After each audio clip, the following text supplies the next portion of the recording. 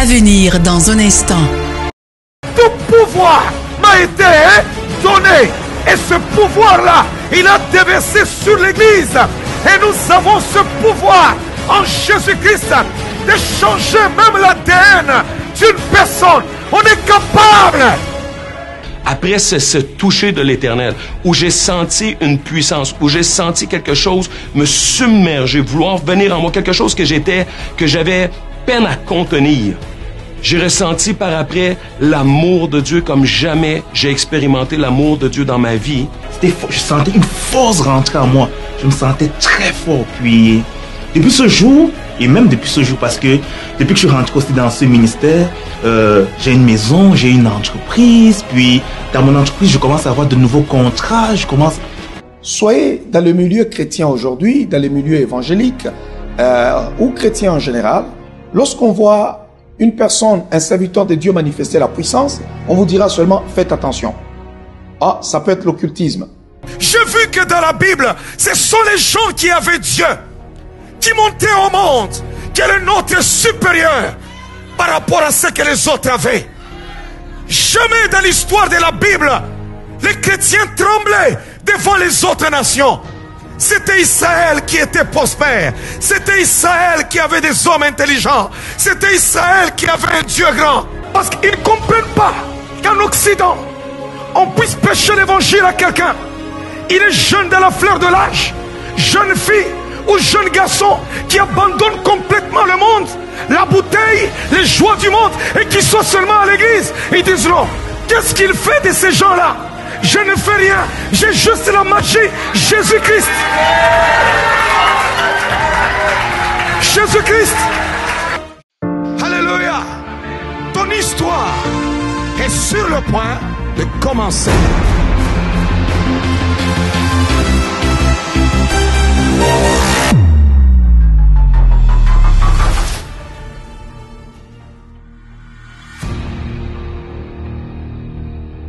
Quand on déclare une année comme étant l'année de règne, l'année de ceci ou cela, on voit cela à travers l'œuvre du Seigneur dans l'ensemble. Et je pense que Dieu a été fidèle, Dieu est merveilleux et il est toujours derrière sa parole afin de l'accomplir. Quand il nous inspire quelque chose, il soutient le mouvement et il soutient les actions. Et je bénis le Seigneur pour cette année merveilleuse et que nous laissons aller avec regret. Mais nous savons que le meilleur nous attend encore devant. Oh, tu dois régner. Je vais dire à somebody, tu dois régner. Je suis en train de dire à quelqu'un, tu dois régner.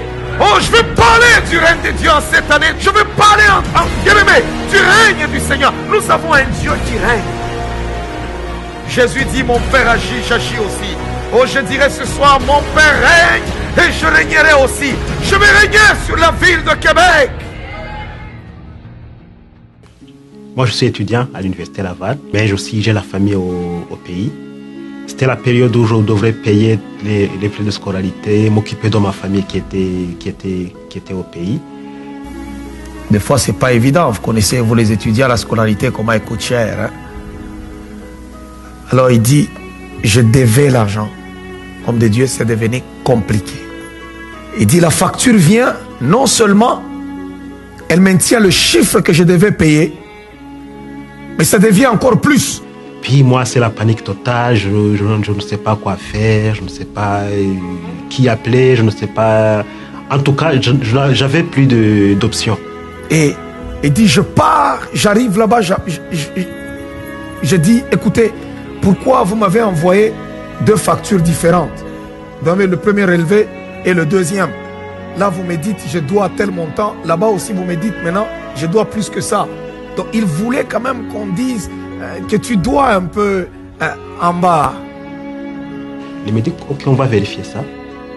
La dame le regarde et lui dit, mais monsieur, c'est nous qui te devons tous les montants qu'on a écrits sur le relevé, nous te le devons. Il me dit, il est là, il dit, je suis devenu fou. Je dis, non. Écoutez, elle dit, non, non, non. C'est nous qui te devons. Donc, tout change. Le gros montant qu'il lui a envoyé, c'est ce qu'eux lui doivent maintenant. J'envoie un texto à mon épouse. Je lui dis, en tout cas, Dieu Dieu vient de me faire un miracle extraordinaire. C'est comme si tous les frais de la scolarité ont été payés et il y a eu l'excédent. Il dit, j'étais troublé. Il dit, homme de Dieu, comprenez-moi, j'étais troublé. Alléluia. Ce sont des miracles créatifs. Tellement que l'église est faible aujourd'hui. Lorsque les gens voient des surnaturels, ils se disent, oh, je ne comprends pas. Non, nous servons un Dieu vivant. Nous servons un Dieu puissant. Nous servons un Dieu capable. Oh, somebody m'entend. Est-ce que quelqu'un m'entend ce soir? Quelqu'un m'entend ce soir? Un Dieu du surnaturel. Le pouvoir le plus fort, le plus sophistiqué, le plus puissant, le plus élevé se trouve en Jésus-Christ. Parce qu'il a dit lui-même, avant de retourner au paix de son Père, que tout pouvoir m'a été donné dans le ciel comme sur la terre.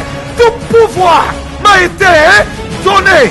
Et ce pouvoir-là, il a déversé sur l'Église. Et nous avons ce pouvoir en Jésus-Christ de changer même l'ADN d'une personne. On est capable. Et nous avons eu à vivre effectivement des visitations particulières où tout le monde était saisi, la salle était remplie, le peuple était vraiment connecté avec la grâce qui descendait sur lui. Parler beaucoup du surnaturel. On a vu l'homme de Dieu imposer les mains sur les gens. Et moi-même, j'ai été un sujet de ça. Et je saurais décrire, c'est vraiment une expérience surnaturelle où j'ai essayé de mettre des mots dessus, c'est difficile, mais ce que je peux dire, c'est que après ce toucher de l'Éternel, où j'ai senti une puissance, où j'ai senti quelque chose me submerger, vouloir venir en moi, quelque chose que j'avais peine à contenir. J'ai ressenti par après l'amour de Dieu comme jamais j'ai expérimenté l'amour de Dieu dans ma vie. Et on a vraiment vu la gloire et la puissance de Dieu qui s'est manifestée d'une manière extraordinaire. Que moi, j'étais quelqu'un, souvent, quand je vivais des moments difficiles et compliqués, j'avais tendance à abandonner facilement, puis à lâcher prise et à me dire, ok, Dieu m'a oublié, Dieu n'est pas là et tout ça. Mais à travers cette gloire qui est tombée sur ma vie, oui, Dieu a restauré des choses dans ma personne et dans ma vie. Donc, voilà, il m'a donné vraiment la capacité de me relever et de voir que l'avenir est meilleur. Oh oui, c'était terrible. Je me rappelle ce jour. Habituellement, je suis habitué à voir, ça arrive aux autres, puis je regarde, je dis, waouh, c'est genre, ça arrive aux autres, et moi, pour moi, je me disais, c'est différent avec moi, parce que seulement je le reçois, et puis je suis trop fort, je le contiens, puis ça devrait... De temps en temps, j'avais des petits ressentiments, mais je contenais, mais ce jour, j'essayais de résister, j'essayais de contenir, je savais, j'arrivais à rien, le Saint-Esprit avait pris le contrôle de moi, je sentais une force rentrer en moi. Je me sentais très fort. Puis, depuis ce jour, et même depuis ce jour, parce que depuis que je suis rentré aussi dans ce ministère, j'ai une maison, j'ai une entreprise. Puis, dans mon entreprise, je commence à avoir de nouveaux contrats.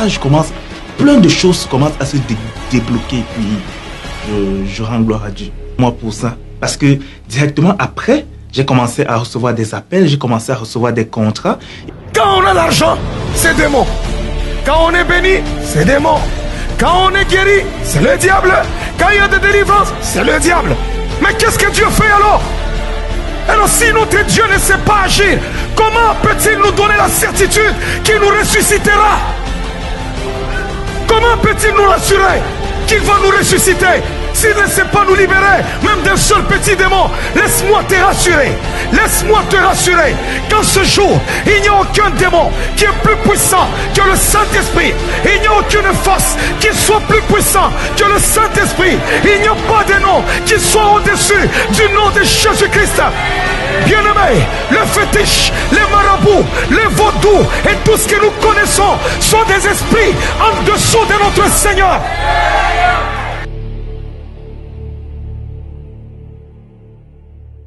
Vous savez, c'est une forte déclaration et ça réveille un peu les chrétiens parce qu'aujourd'hui, dans l'église du Seigneur, lorsqu'on voit une personne prospérer, lorsqu'on voit une personne manifester la puissance, lorsqu'on voit une personne aller plus haut, on attribue même cela seulement au diable. soyez dans le milieu chrétien aujourd'hui, dans le milieu évangélique ou chrétien en général, lorsqu'on voit une personne, un serviteur de Dieu manifester la puissance, on vous dira seulement faites attention. Ah, ça peut être l'occultisme. Si on voit une personne bénie, on vous dira oh, il faut faire attention. Est-ce que ces gens-là sont-ils dans des loges compliquées? C'est comme qui dirait notre Dieu ne fait plus rien. Notre Dieu doit rester pauvre. Les chrétiens doivent rester pauvres. Or, j'ai vu que dans la Bible, ce sont les gens qui avaient Dieu, qui montaient au monde, qui est notre supérieur par rapport à ce que les autres avaient. Jamais dans l'histoire de la Bible, les chrétiens tremblaient devant les autres nations. C'était Israël qui était prospère. C'était Israël qui avait des hommes intelligents. C'était Israël qui avait un Dieu grand. La Bible me dit, le premier homme sur terre à sauver l'humanité de la crise, c'était Joseph. Il a été de nôtres. Il avait l'esprit de Dieu. Le premier homme à vivre une richesse extraordinaire, plus qu'aucune personne avant lui, et même après lui, ça a été Salomon. Il a été aussi un fils du royaume. Alors pourquoi aujourd'hui on doit toujours attribuer la richesse au diable, la puissance au diable, alors qu'est fait notre Dieu? Ou bien quelqu'un d'autre peut s'afficher, il dit que lui il est franc-maçon. Ou bien il est Illuminati ou je sais pas quoi, des histoires des gens qui sont un peu occultes.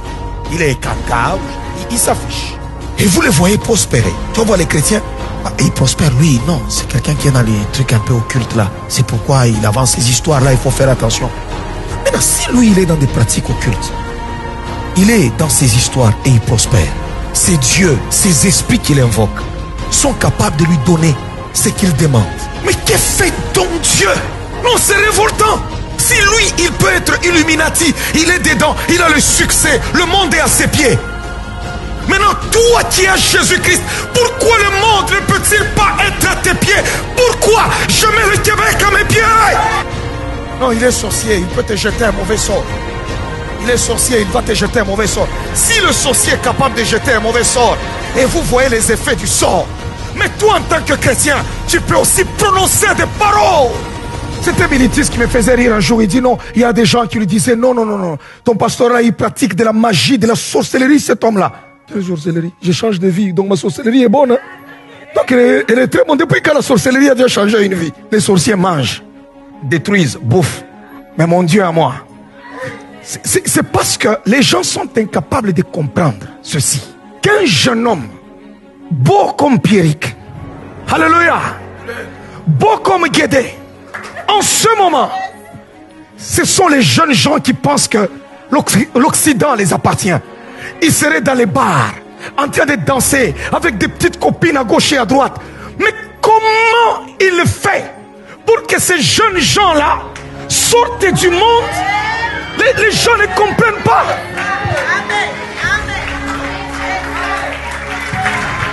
Alléluia. Ils ne comprennent pas. Comment on peut faire ça? Il y a quelqu'un qui m'avait parlé ouvertement. Il dit mais les gens disent est-ce que ces gens-là c'est quoi? Alors les autres disent non. Alors c'est une secte. Alors c'est parce qu'ils ne comprennent pas qu'en Occident on puisse prêcher l'évangile à quelqu'un. Il est jeune dans la fleur de l'âge, jeune fille ou jeune garçon qui abandonne complètement le monde, la bouteille, les joies du monde et qui sont seulement à l'église. Ils disent non. Qu'est-ce qu'il fait de ces gens-là? Je ne fais rien. J'ai juste la magie. Jésus-Christ. Jésus-Christ. Je veux dire à quelqu'un, je veux répéter, que l'esprit que tu vas recevoir, l'esprit qui est en nous, est plus fort que l'esprit qui gouverne les occultistes de ce monde. Le Saint-Esprit que nous avons reçu est plus fort que la sorcellerie de ce monde. L'homme de Dieu m'a appelé, il dit ma fille vient, je suis venue, je m'attendais simplement à ce que peut-être il me pose les mains. Mais là il m'a mis sa veste sur moi, je ne tenais plus, je n'avais plus le contrôle parce que je me contrôlais un peu tout, mais j'avais plus le contrôle de moi-même. Je me suis retrouvée en train de tourner sur moi en rond et mais c'était beau. Parce qu'après ça, je me suis sentie libre. Après les 21 jours de jeûne, je me sens libre. Libre, je parle beaucoup maintenant. J'arrive à exprimer plus ou moins mes émotions. Vraiment, il y a beaucoup de choses dans mon caractère qui ont changé. Et même ma mère me dit, mais Kadi, tu as changé. J'ai dit, oui, maman, c'est le ministère Paul Mukendi. Un homme de Dieu est d'abord un homme spirituel. C'est un être spirituel. Parce que nous servons un Dieu qui est esprit. Et si tu n'es pas un homme esprit, comment peux-tu servir ce Dieu-là? Alléluia. Un homme de Dieu puissant. Il faut savoir que lorsqu'on est serviteur de Dieu, on doit être initié au surnaturel. Alors, écoutez, en lisant ma Bible, lorsque l'Église était encore naissante dans ses débuts, les magiciens abandonnaient la magie. Les occultistes quittaient le monde des ténèbres pour venir adhérer à l'assemblée des enfants de Dieu. Mais aujourd'hui, c'est le contraire. Nous avons peur des sorciers. Il suffit qu'on dise que tel est sorcier, tout le monde commence à avoir peur. Il suffit qu'on voit un serviteur de Dieu s'élever, automatiquement, on commence à chercher à voir pourquoi il devient prospère, pourquoi il réussit, d'où lui vient cette puissance-là. C'est comme qui dirait notre Dieu ne peut rien faire. Je viens à dire, Jésus-Christ, durant son ministère sur terre, a manifesté la puissance. Lorsqu'il a vu les aveugles, il a ouvert les yeux des aveugles. Lorsqu'il a vu les malades, il les a guéris. Lorsqu'il a vu les possédés, il les a délivrés. Donc je me dis, nous ne pouvons pas servir ces dieux invisibles et puissants, ces dieux des surnaturels, lorsque nous-mêmes, en tant que serviteurs de Dieu, on n'est pas initiés au surnaturel. On a besoin du surnaturel pour vivre la gloire de Dieu sur cette terre. Le révérend Paul Mukendi, comment le Seigneur l'utilise? Je le décrirais juste en disant, c'est mon papa, c'est mon deuxième papa. J'ai perdu mon père étant jeune, puis à parole de vie, j'ai retrouvé un nouveau papa. C'est difficile que je m'ouvre à quelqu'un, mais avec lui, je lui pose des questions, il me donne des conseils, même dans les trucs techniques de la vie, dans les trucs comptables et autres, quand je prends des décisions, il me donne des conseils. C'est mon père spirituel et c'est mon mentor dans le côté professionnel. C'est un homme extraordinaire. Bon, je me rends vraiment à l'évidence que Dieu entend nos prières. C'est un Dieu qui est présent là à chaque jour et qui entend les moindres choses qu'on peut dire dans le secret. Et lorsqu'on les voit révélées au travers de son serviteur, l'apôtre Paul Mukendi, ça vient nous confirmer que Dieu nous entend, puis c'est une démonstration de son pouvoir et de son amour envers nous. Il nous connaît. On dirait qu'il vit avec nous à tous les jours. Il va te voir, il va te faire une remarque qui est pertinente, qui est à point nommé par rapport à une situation, par rapport à quelque chose. C'est certain qu'il veille vraiment sur nous, puis on le voit, sa relation avec nous, sa façon de prier pour nous, sa façon de nous parler, on sent qu'il s'intéresse, il nous porte dans son cœur. Et un homme qui sert vraiment son Dieu avec son cœur. Et j'aime le fait qu'il est direct et qu'il dit les choses comme il faut le dire. Puis c'est un peu, je dirais, comme une main de fer dans un gant de velours, parce que des fois, c'est des « vas-y, avance, c'est le temps, t'as perdu trop de temps, faut que tu t'ailles de l'avant ». Je dirais que c'est le manteau de Dieu sur terre, à Québec. Laisse que cette année, tendre Père, puisse ouvrir des possibilités. Que des grandes opportunités se présentent à eux. Seigneur, les uns pour les affaires, laisse qu'ils excellent. Laisse que tu leur donnes des capacités. Les autres pour la promotion dans leur domaine. Laisse qu'ils réussissent au nom de Jésus. Les autres qu'ils avancent dans leur vie spirituelle. Les autres la délivrance, Seigneur, de leur vie. Les autres, tendre Père, que la solution à leurs problèmes leur soit donnée. Les autres, Éternel des armées, accorde-leur des mariages. Les autres, Seigneur, accorde-leur la maternité.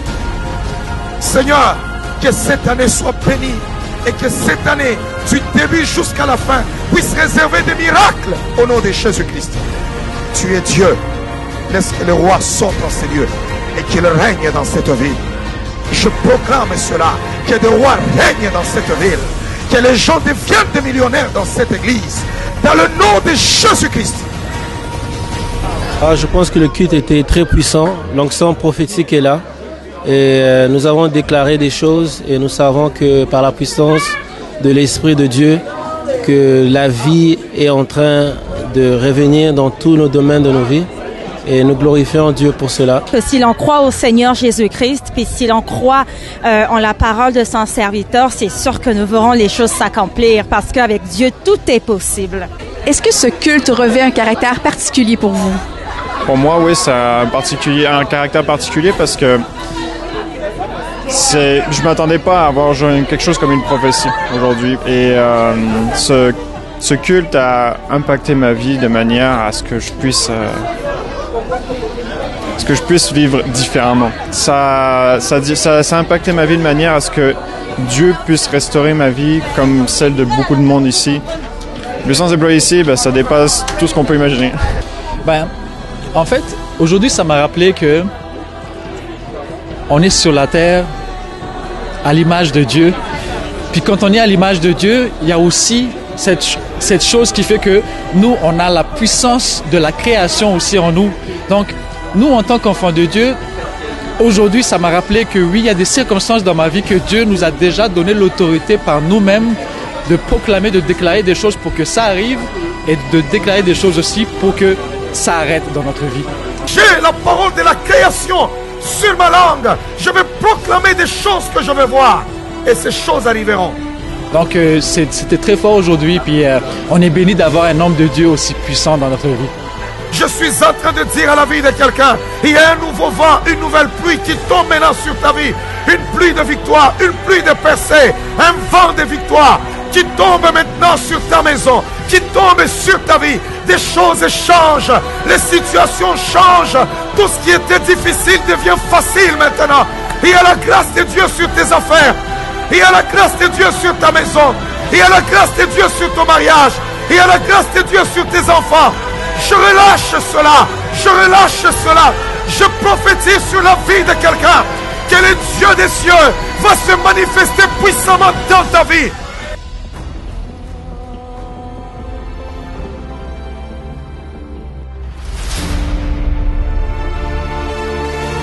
Révérend Mukendi, général de l'armée de Dieu. En ce moment, vous savez, les témoignages fusent de toutes parts, sur toutes les plateformes. Facebook, YouTube, ici même également, là où vous prêchez sur la force militaire. Ici à Québec, comment cette magie s'opère-t-elle dans ce transfert d'esprit militaire au peuple de Dieu? Tout ce que je peux dire, que nous sommes en train de passer des moments extraordinaires dans la présence de Dieu. Je parle beaucoup plus de l'esprit militaire dans le royaume parce que les enfants de Dieu ont oublié certaines choses qui sont importantes. Il y en a qui ne veulent pas se battre, mais qui ne font que pleurer. Il y en a qui ne font que murmurer, qui ne font que se lamenter. Il faut comprendre une chose, que Dieu ne dépose jamais quelque chose dans nos mains. Mais Dieu dépose toujours les bénédictions à notre portée. Pourquoi à notre portée? Nous avons la responsabilité de nous lever pour aller les prendre. Et deux fois, les choses dont nous avons besoin, notre héritage, se trouve confisqué entre les mains de l'ennemi. Alors nous devons nous lever pour nous battre afin de récupérer ce qui nous appartient. Alors je parle et je prêche sur l'esprit militaire et c'est par là que le champion qui sommeille en nous, dans les enfants de Dieu, est réveillé à travers la puissance de la parole et de la prière. Révérend Mukendi, je parlais de la magie qui s'opère, comment s'opère-t-elle? Vous savez que les gens, que ce soit de la plateforme d'une télévision, un écran d'ordinateur ou bien en live, on vous entend prêcher ici, témoignent de manière généralisée à quel point d'être à votre contact, les branches sur du 1000 volts. Comment est-ce possible? La magie, je dirais, elle est petite. Je dis les Illuminati sont petits, les magiciens sont petits, les Ekankars, les Rosicruciens, tous ces gens-là, les francs-maçons, ils sont petits. Et ce n'est que la puissance de Dieu, c'est le Saint-Esprit. Il est multidimensionnel. Il peut opérer sur plusieurs facettes. Et c'est de ça que je suis en train de parler. Et je parle de la puissance de Dieu. L'esprit militaire, ce n'est qu'une facette que le Saint-Esprit peut démontrer dans la vie d'un chrétien. C'est l'esprit guerrier qui a accompagné Samson, l'esprit qui a accompagné David face à Goliath, qui l'a accompagné face aux Philistins. C'est l'esprit qui a accompagné des géants comme Gédéon à la guerre. Saül, lorsque Nachak, le roi d'Ammonite, voulait assujettir Israël en disant « Je traiterai avec vous à condition que je vous crève à tous l'œil droit. Et on voit tout Israël trembler, mais Saül s'est levé, saisi par l'Esprit de Dieu. Et c'est cet esprit militaire-là dont je suis en train de parler. Ça se communique à travers la puissance du Saint-Esprit. Et tout esprit qui opère dans ce monde est minime et petit. Le Saint-Esprit, c'est un esprit supérieur. Et c'est ce que l'Église a oublié aujourd'hui. Aujourd'hui, on a peur des sorciers, on a peur des charlatans, on a peur des francs-maçons, on a peur des Illuminati. Et pourtant, nous sommes plus puissants qu'eux. C'est de ça que je suis en train de parler. On est plus puissant que tout ce monde-là. Et c'est pour cela que ces temps-ci, j'opère dans cette dimension du surnaturel.